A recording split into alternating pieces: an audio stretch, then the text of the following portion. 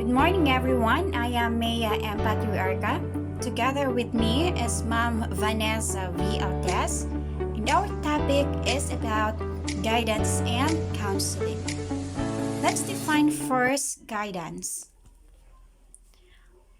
According to Ruth Strong, guidance is the process of helping every individual through his own efforts to discover and develop his potentialities for his personal happiness and social usefulness. Another definition of guidance, according to Hamren and Erickson, guidance is an assistance made available by a competent counselor to an individual of any age to help develop his own point of view, make his own decision, and carry his own burden.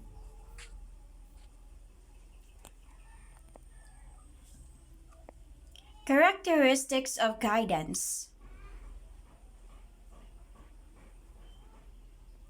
It is a continuous process. It is a service meant for all. It is both generalized and specialized services. It is a lifelong process. It is a slow process. It developed inside of an individual. Need for guidance. Welfare state of the individual. Individual differences. Change economic pattern, conservation of human energy, and make good citizenship. Types of guidance. The first types of guidance is educational guidance. According to Jones, education guidance is concerned with assistance to be provided to the pupils, which is expected for their adjustment in the school selection of curriculum and school life. Objectives of educational guidance. First, to monitor the academic progress of the students. Second, to acquaint students with the prescribed curriculum. Third, to identify the academically gifted, backward, creative, and other category or special learning.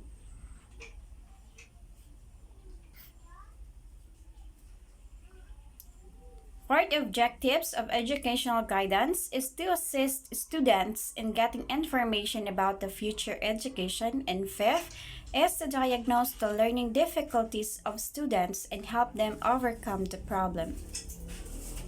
Need of educational guidance. Diversify courses.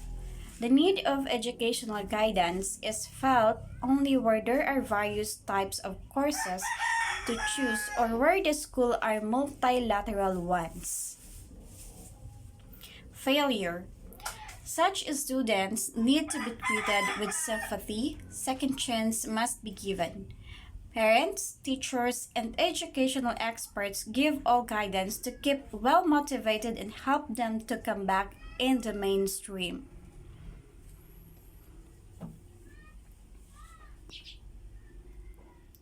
Unsatisfactory progress and undesirable behavior.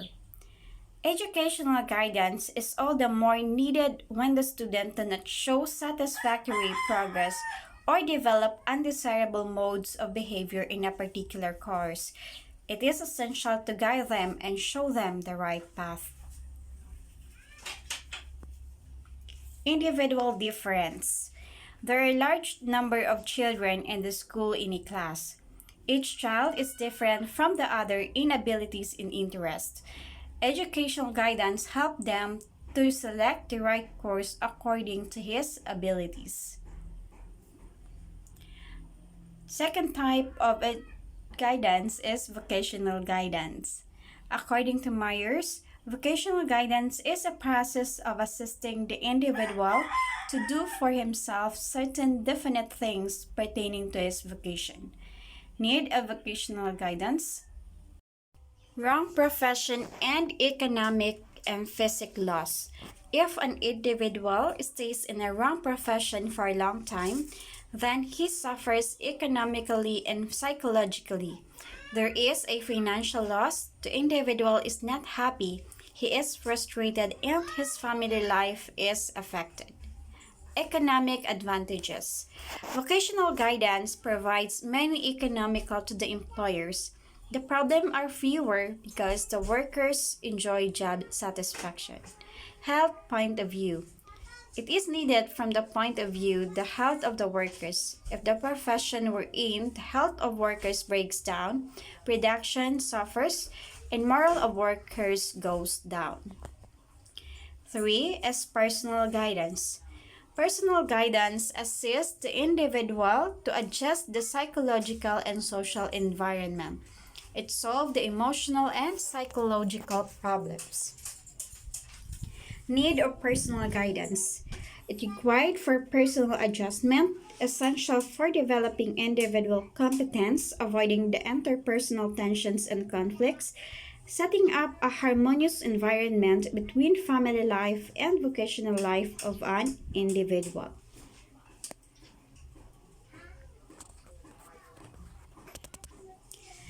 Taking decisions with regard to personal problem, bringing happiness, peace, and satisfaction in the life of an individual. Fourth is health guidance. Learn how to use health facilities and equipment in school and develop proper health habits, including personal cleanliness, good grooming, and proper use of toilets. Develop good eating habits like washing hands before and after eating, chewing food slowly and properly, being happy when eating. Fifth is the economic guidance. For those individuals who have difficulty managing their financial affairs or meeting their own basic needs, we offer economic guidance, include trust, representative, and bill services. Now let's define counseling. According to Paris 1965, counseling is an interactive process conjoining the counsel who need assistance and the counselor who trained and educated to give this assistance.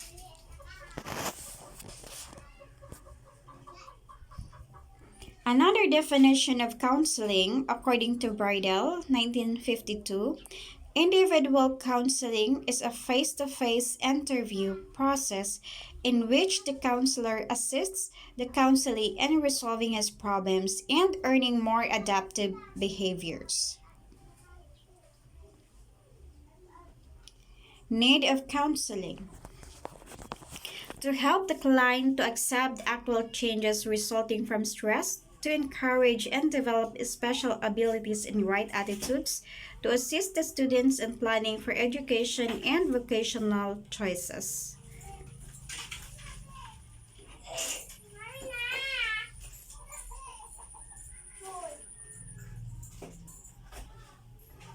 To help the student to work out a plan for solving his difficulties, to motivate the students for self-employment, and to help in the total development of the students.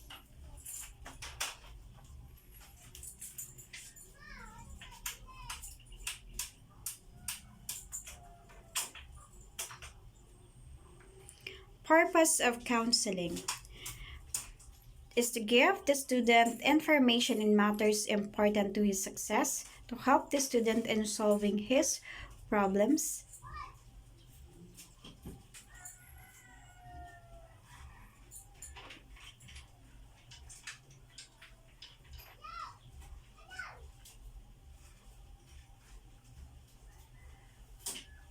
and to establish mutual understanding between student and teacher, which help students to know their interests, encourage and develop their special abilities and right attitudes.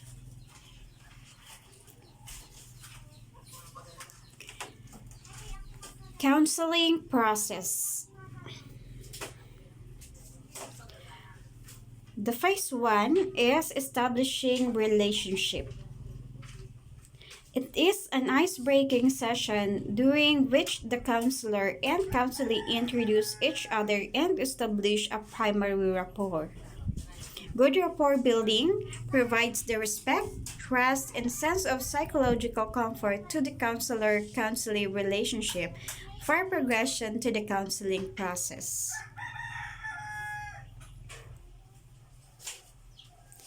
Strategies to establish an effective relationship. First, introduce yourself. Second, being the face with adequate social skills.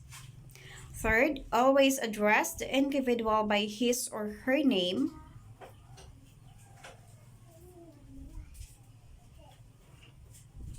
Fourth, ensure physical comfort of the counselee and self. Fifth, do not interrupt the individual when he or she is talking. Sixth, listen attentively. And seven, observe non-verbal communication. Phase 2, assessment. The second phase of counseling is basically a data collection phase, where the counselor motivates the counselee to provide complete information about the problem.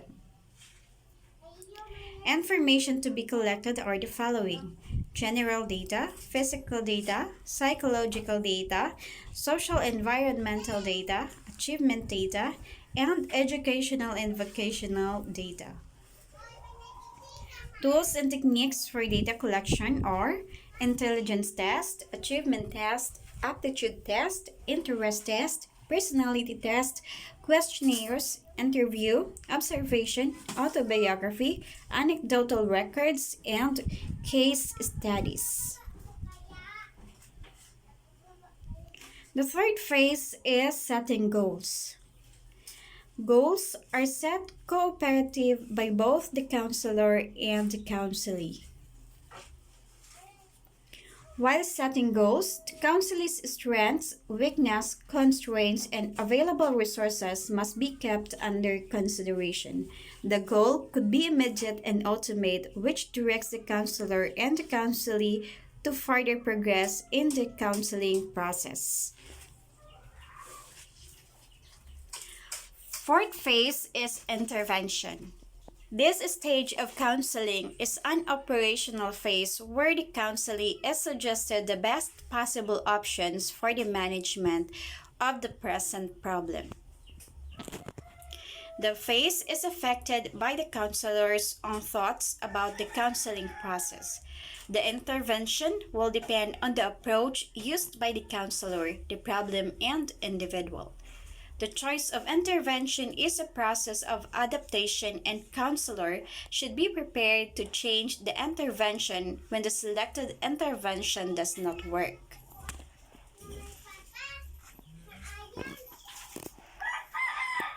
The last phase is termination and follow-up. This is the final stage of the counseling process, where counseling comes to an end.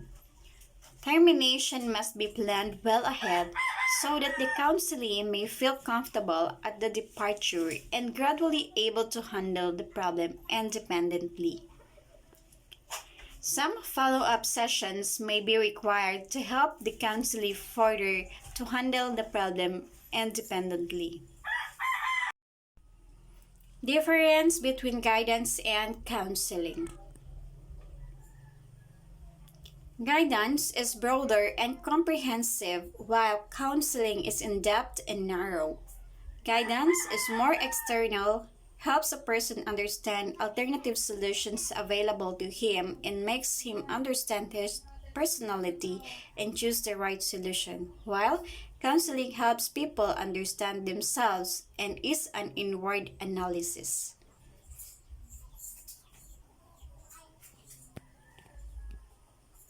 Guidance is mainly preventive and developmental, while counseling is remedial as well as preventive and developmental.